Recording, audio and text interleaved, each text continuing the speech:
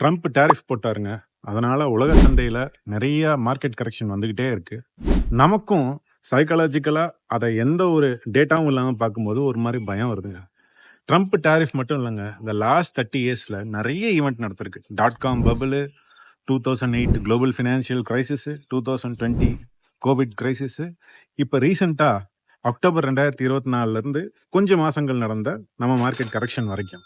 So இத்தனை corrections இருந்தாலும் நிஃப்டி 500 உடைய லாஸ்ட் 30 இயர்ஸ் டேட்டாவை நீங்க எடுத்து பார்த்தீங்கன்னா, நம்ம இந்திய பங்குச்சந்தையில 10 வருஷத்துக்கு மேல முதலீடு பண்ணியிருந்தீங்கன்னா 86% ஆஃப் த டைம் உங்களுக்கு 12% சிஏஜிஆருக்கு மேல தான் கிடைச்சிருக்கு. இன்னொரு டேட்டா என்ன சொல்லுதுன்னா 64% ஆஃப் த டைம் உங்களுக்கு 15%க்கு மேல சிஏஜிஆர் தான் கிடைச்சிருக்கு. So long term investing at least ஒரு 10 இயர்ஸ் பண்ணும்போது உங்களுடைய வெல்த் கிரியேஷனுக்கு உண்டான ப்ராஸ்பெக்ட்ஸ் ரொம்ப பிரைட்டா இருக்கு. ஸோ பங்குச்சந்தையில் முதலீடு பண்ணும்போது என்னைக்குமே ஒரு லாங் டேர்ம் வியூவோட மியூச்சுவல் ஃபண்ட்ஸ்ல குறிப்பா இன்வெஸ்ட் பண்ணுங்க. இதைத்தான் நம்மளுடைய 30 இயர்ஸ் டேட்டா சொல்லுது.